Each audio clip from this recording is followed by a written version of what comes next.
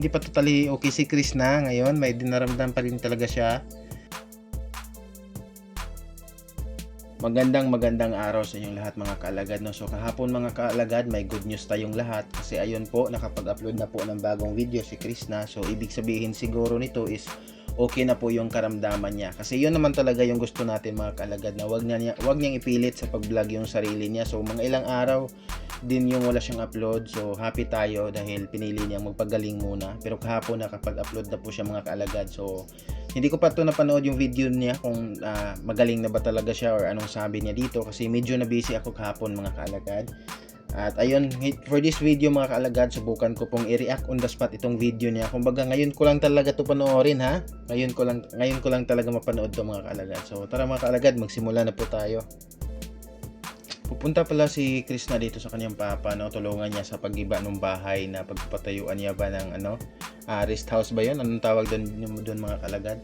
Kumbaga napansin ko dito mga kalagad kay Chris na wala pa rin siyang baon tubig, no?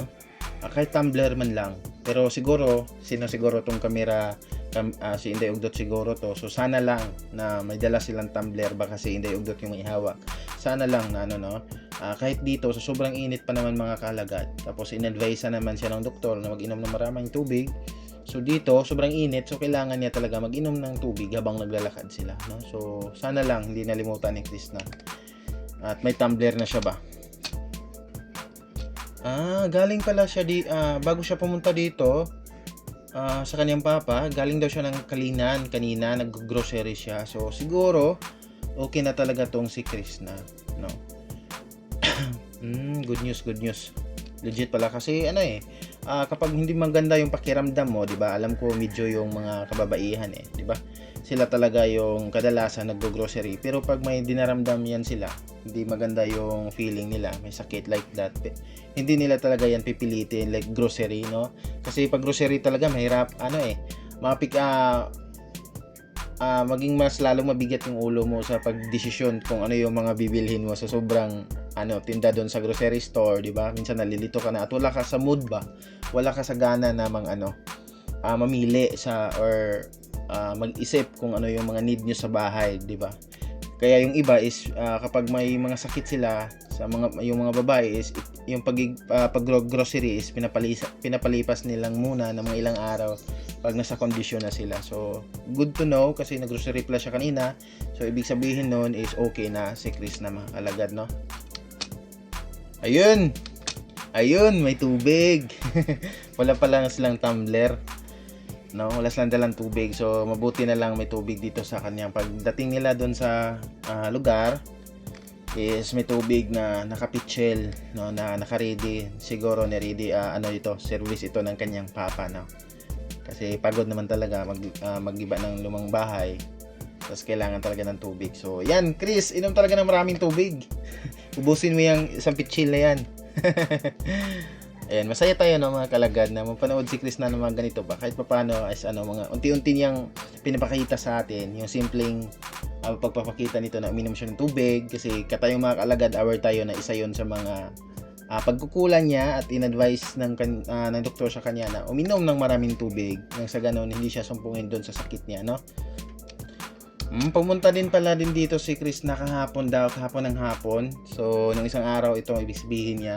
So hindi lang siya nakapag-vlog. So medyo siguro pag take ng gamot ni Chris na doon sa maraming gamot na inom ng doktor, siguro medyo napadali yung paggaling niya, no? Kasi ayun nga, pumunta agad siya dito sa kanyang bukid at nagtanim-tanim daw siya. So hindi lang siya siguro nakapag-vlog. So sadya siguro niya yon para makapagpawisan din siya, pero wala pa talaga doon sa kondisyon na mag-vlog siya, no? So sa ngayon lang. Si Chris na kasi parang matanda na di ba? Kahit may mga dinaramdam siya, pero parang yung mga pagtatanim, pagpupunta ng mga ganitong klaseng lugar is parang yun ang nakakagaan ng mga dinaramdam niya, no? Like mga sakit niya, parang yun yung isa sa mga gamot ba? Itong pagpunta-punta dito, pagtanim-tanim, yung mga ganyan. So mostly sa mga nanay, yun din yun yung mga nagpapagaan ng mga mood nila, no? Magtanim-tanim sa bakuran. Sobrang sanay pa maghugot ni Chris na. Hugot ba tawag dyan mga kalagad ng pako?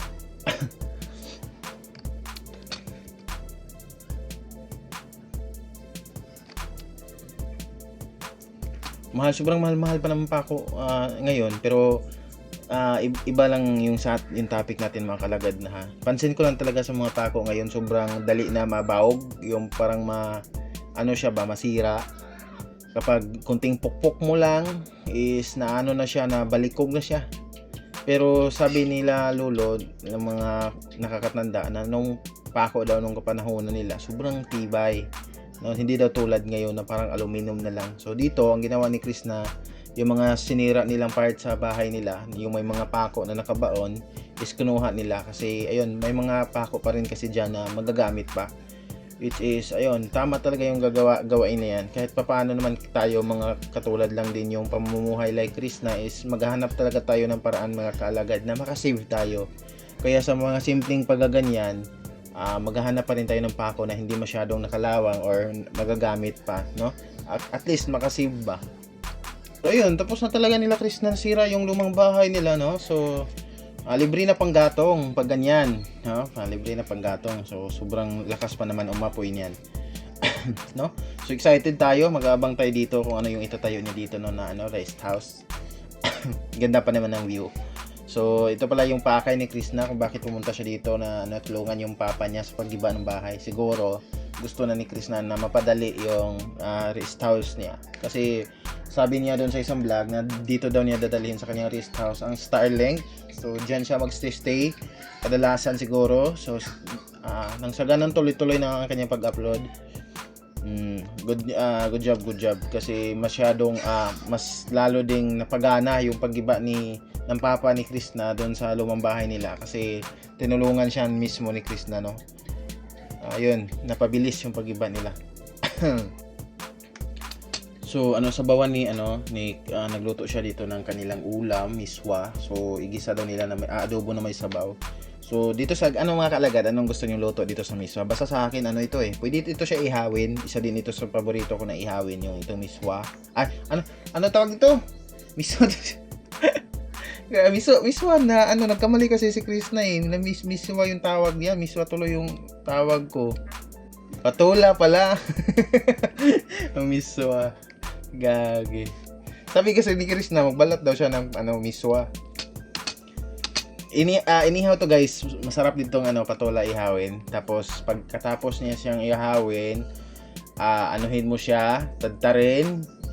Tapos lagyan mo siya ng suka, mga lamas like luya, sibuyas bombay, sili, asin bitchin, no?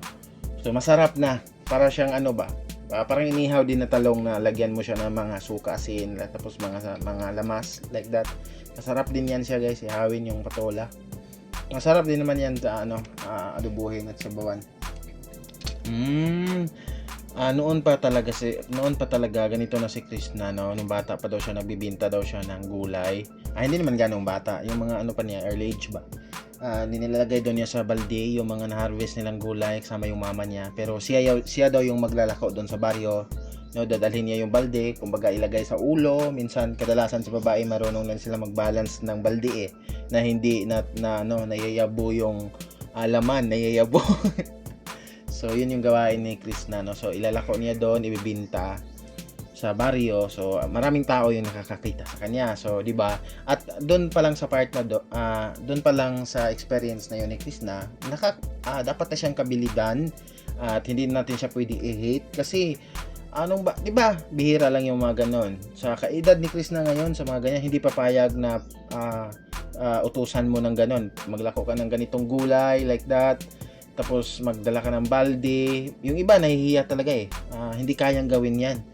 Sa mga babae na kaedad ni Chris, hindi kayang gawin yan kasi iniisip nila yung masasabi ng mga tao like sa mga kaedad nila na makakita sa kanila na yun yung ginagawa, naglalako. Although hindi dapat ikakahiya yan, dapat ika-proud. Pero bata pa kasi sila, so yun yung medyo concerned sila sa kung ano yung pagtingin nila sa mga ibang tao sa kanila. So medyo ayaw nila mapahiya. So like that, parang kailangan pa talaga nila ng validation or judgment ng ibang tao. Pero di ba si Chris na wala sa kanya yon, simula pa noon. Wala siyang ganyan. So hindi na natin ikagulat na kung si Chris na ngayon, no, na sobrang game sa mga ganyan. So sa mga naranasan niya na naglalako ng sa baryo, dala ng balde para magbenta ng gulay. So doon mo makikita kung bakit ganito yung Krishna natin na sobrang nakakabilib yung mga bagay na pwede niyang gawin, mga kaalagad, no? Kahit yung mga anak niyo diyan, mga kaalagad, for sure, although marami din yung mga tulad ni Krishna na ganito na kayang maglako ng mga paninda. Pero kahit may mga kaalagad tayo, kahit subukan nyo yung mga anak nyo dyan na magluto kayo or mga gulay na kung pwede, kung mga yung pwedeng itinda, tapos utusan nyo yung mga anak nyo babae dyan na mga kaedad ni Krista, for sure may mga anak kayo dyan na hindi papayag kasi nahihiya kung ano yung sabihin sa mga kaedad nila ng mga tao like that, hindi nila kayang gawin. For sure yan, for sure. Pero hindi lahat, pero meron talaga.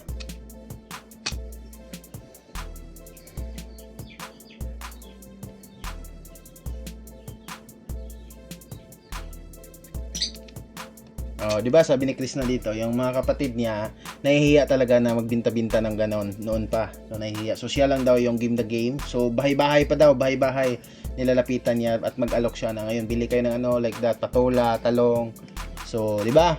Tama yung sinabi ko. So si Chris na lang yung may katangian na ganon sa sa magkakapatid. Di ba? Pag-uwi niya, galing maglako ng gulay, may dala na siyang asukal, kape, like that. Pero kung susurtihin, may magpakyaw sa mga maglalako niya. So siguro may mga panahon na may dala din siya mga pagkain like tinapay para sa mga kapatid niya, like that, 'di ba? So umaga pa lang naglalako na siya. So, 'di ba? Sino ba namang hindi mapabilib sa mga ganito? Napakaswerte ng nito mapapangasawa ni Chris na mga kaalagad. Talagang hindi magugutom. Ikaw ang lalaki pero kaya kang buhayin ni Chris na.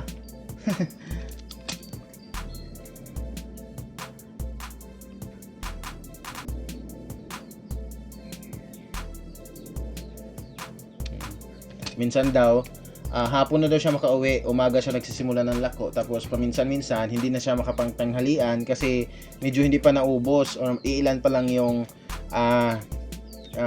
bumili sa tinda niya.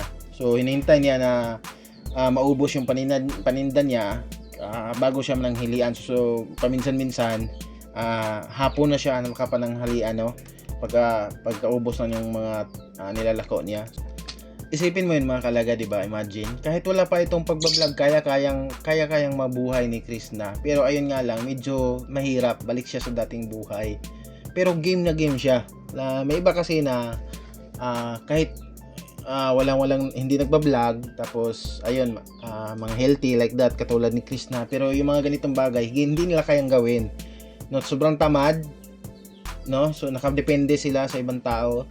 Pero dito kay Chris na, kahit wala pang income sa pagbablog to, lahat ng diskarte kayang pasukin nito kasi hindi nahihiya, hindi siya nakadepende sa mga negatibong sinasabi ng mga tao sa paligid niya. Wala siyang paki, which is yun yung maganda kasi nagagawa yung bagay na yung mga tao kasing yan hindi makakatulong kung ano man yung problema mo. Kayo lang din yung pamilya mo yung nagtutulungan. So ayun, wala siyang paki sa mga tao na yan.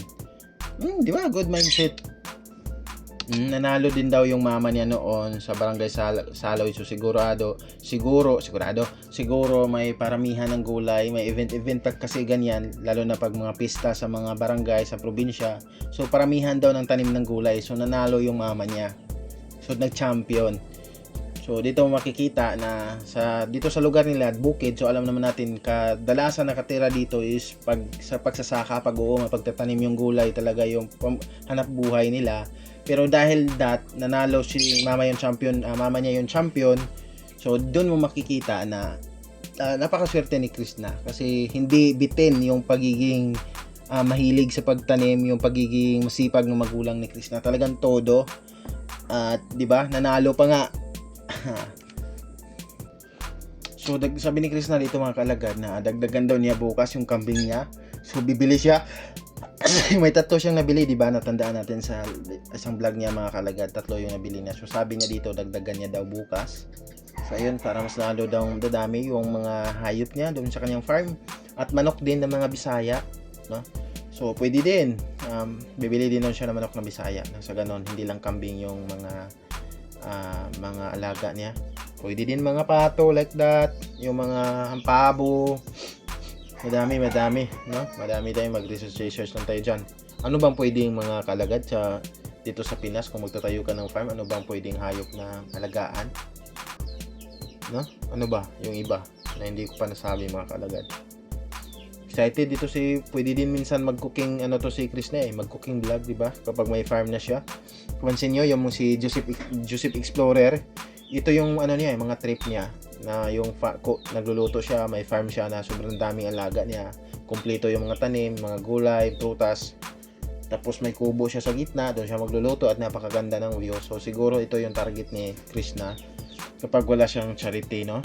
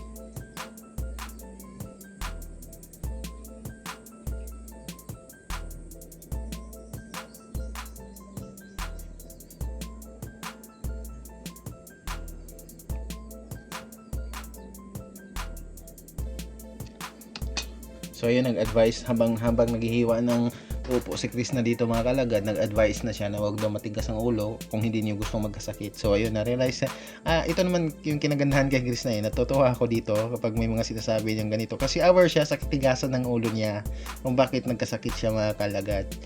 So siguro naman na ito, last na itong pagmamatigas ng ulo niya. So siguro naman mag-iingat na to siya, no? Mag-lesson learn na.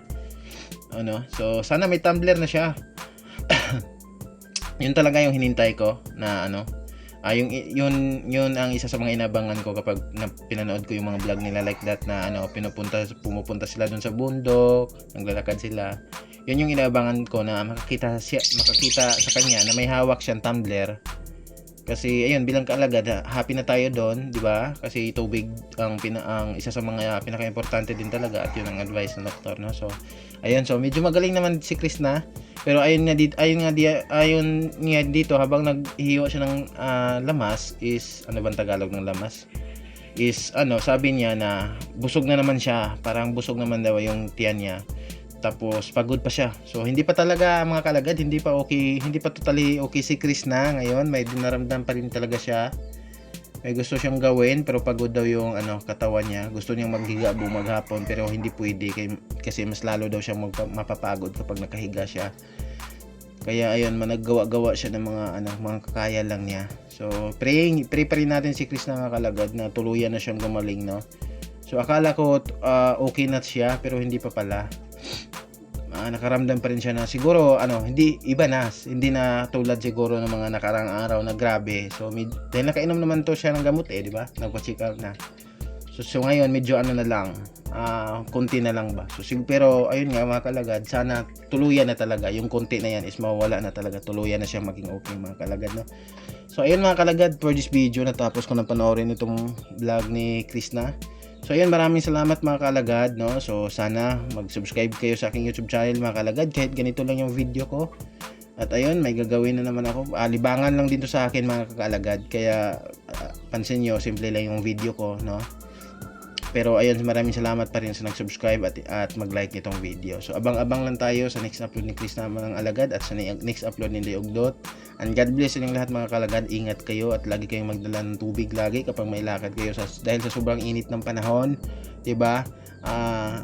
Dapat lang huwag niyong kalimutan yung tubig at payong kasi bigla-biglang uulan. So maraming salamat mga kalagad. God bless inyong lahat.